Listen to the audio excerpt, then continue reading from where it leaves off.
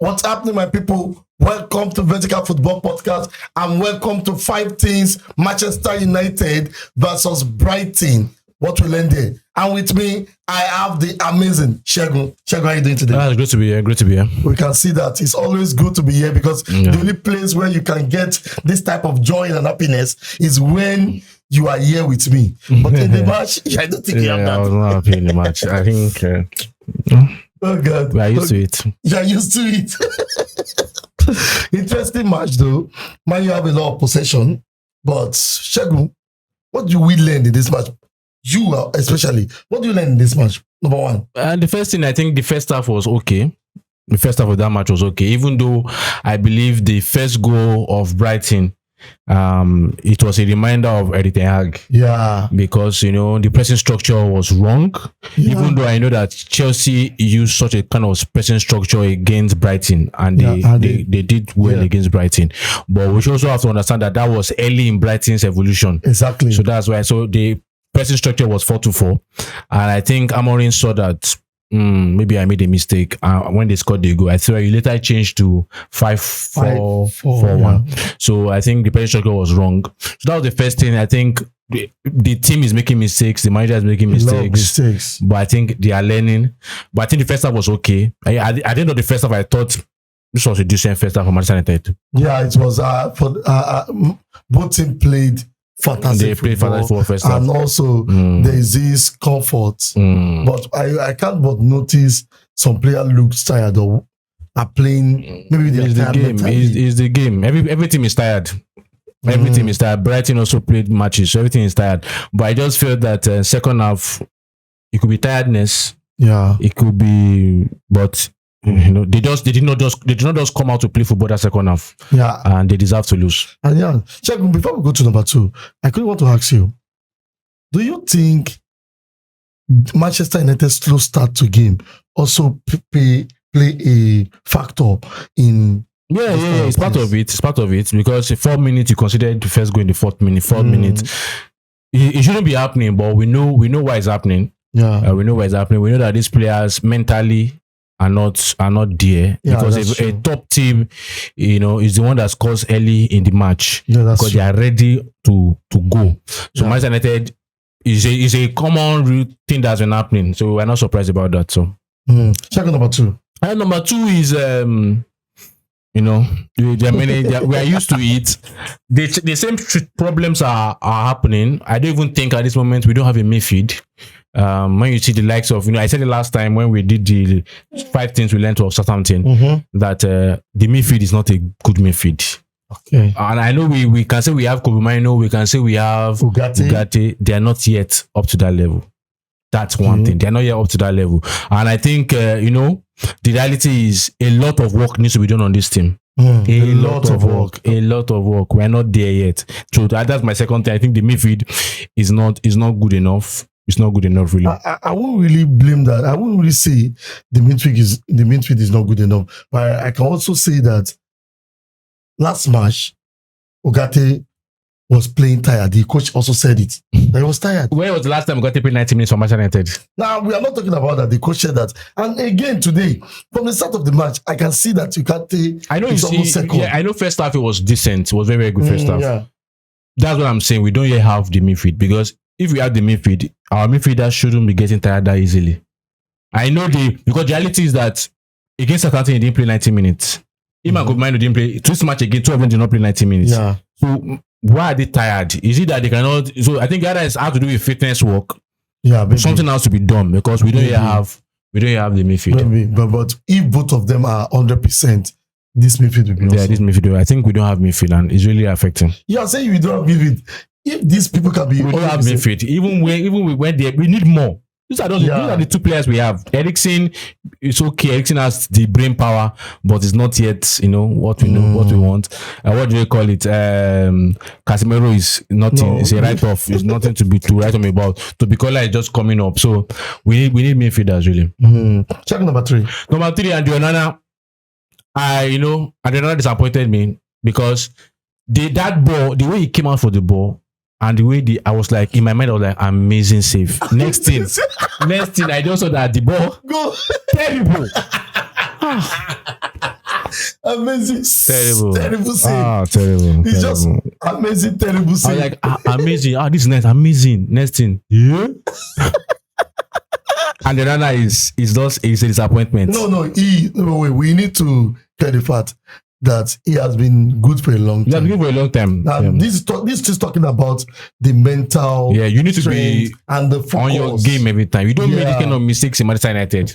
That's it. Yeah, I can pardon him for this, but I won't pardon him for this. I can pardon him why he has done a lot, but at the same time, I felt that it is good that you are confident, you are coming out for that type of ball, but at the same time, you are meant to maybe catch the ball or push it sideways. I think even those kind of balls, you come out with a larger part of your body, not your hands. Yeah. You come out with your body so that even though you can have something to shield it with, nobody will match you. So you will come out with your body. It was a nice decision for him to come out because that was the right thing for him to do. Yeah, that's the right thing. But the hands, and the runner is someone that we know that is still trying to get good with his hands. His hands are not. Even I'm happy that this season most of the balls is beginning to catch them. No, he's doing well. He's doing well. But it's just that in the process of becoming a very good goalkeeper, you make these mistakes along the line. Yeah. So that's why I said I have to let him off this one. I think it was amazing, terrible. That goal, it was amazing, terrible. Amazing,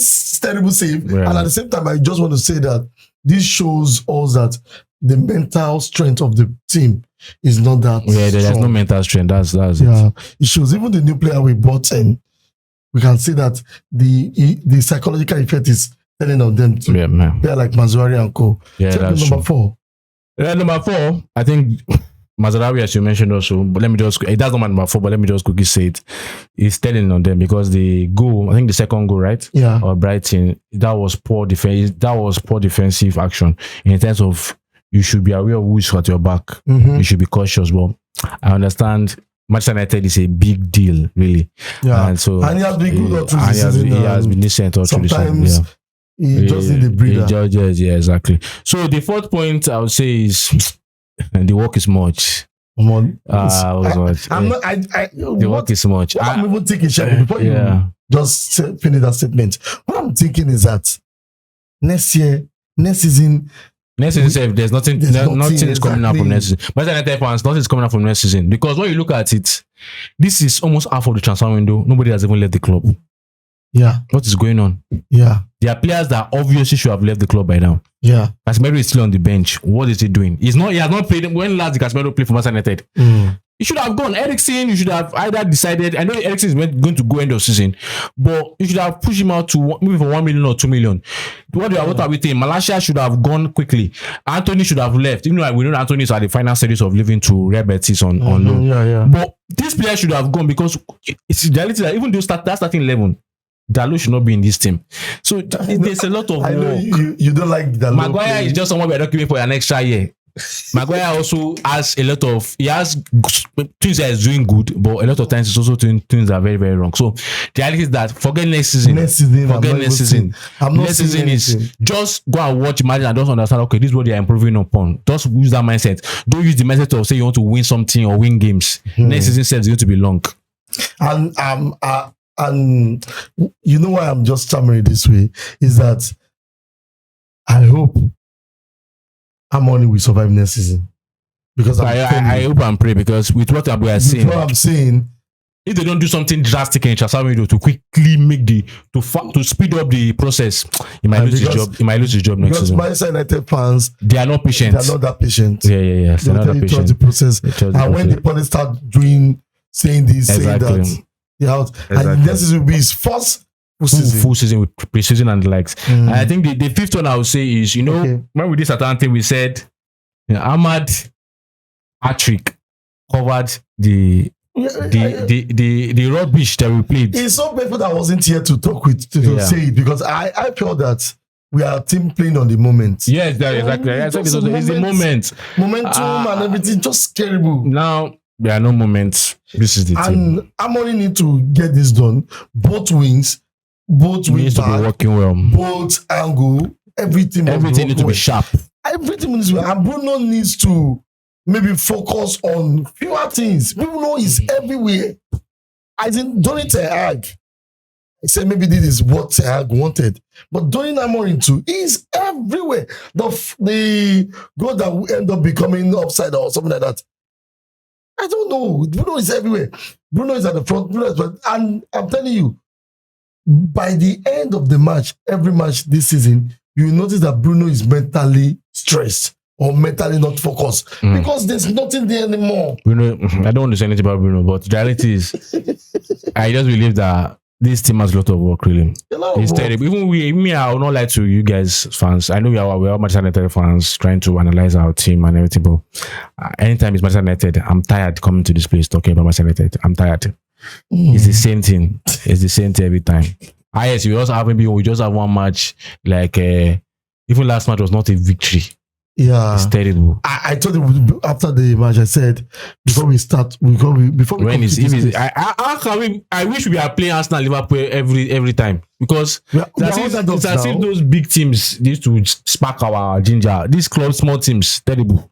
After the match, I told you something. I said the way Manchester United is playing, it shows that this team still lack something called identity. It's like there's identity crisis. The identity we are focusing on right now, everybody against Liverpool, we prefer to be called the underdogs. When people believe that this we cannot do it, that's when they want to step up. And I think it's high time we need to leave the identity and step up. I want you to hammer on that number 5, then we conclude. There's a long work to be done. We are not, who are we playing with next? We're going to do this next match also. Just see. I know, just accept it. This is the life of a Manchester United fan. Okay, final thoughts, Shagun. What do you think Manchester United will be at the end of the season? Because I'm seeing 15. Let's hope for 14. 14.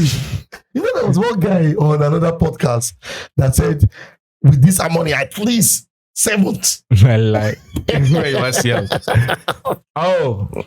going to be longer. We told you right from the beginning, right from when Amorim stepped on stage. I even prepared Manchester United matches to be played on Saturday. Don't spoil my Sundays. Don't spoil my Sundays. Sunday late like this. Now you've spoiled. Oh God. Check, I'm sorry, I'm laughing, but this is a defense mechanism for me too. It's terrible. I think if it's Saturday now, by now would have come. Now, what do you want to? Maybe I have to go and just after this, just try and go and relax with a movie or something. Just clear my thoughts. Or just watch comedy. Just clear my thoughts. Now they say Manchester United. If they ask us now, what's our hobby? You say we know. If they ask like a Manchester United fan, what's your hobby? You say you relax watching football. We're not relaxing. It's not fun. But yes, now it's not fun. Football is like stress now. Football is stress. You said something when we were watching the match. I'm people losing passion for the game, watching this team every week. The passion has gone. So I think we should just at least there's one plus today for every Manchester United fan is that we can still see that the player are playing with passion, but this time there's passion, but there's no focus. I know one day we get it right. So, guys, I know you have your own thought about this. I know the player did not play well, and I know that the league is looking like it should be over by 2 weeks or even today. Yeah, but possible. With this, just enjoy every moment, enjoy your time. If you're a Manchester United fan, take a time out, go to the cinema, enjoy yourself. If you have a family, stay with your family, sleep well, eat well, and watch our content. This is the only place you can enjoy yourself, really. Yeah. So till we meet again, subscribe, hit the notification bell, and also get it on TikTok for you to relax. We have our short clip there. And every other platform, wherever it may be, just check us on there. We are there. And when you do that, comment. Comment is very, very important. Let's know what we are doing right. Let's know what we are not doing right. Till we meet again, stay fixed to Practical Football. Bye-bye. Terry got so. Terry, thanks.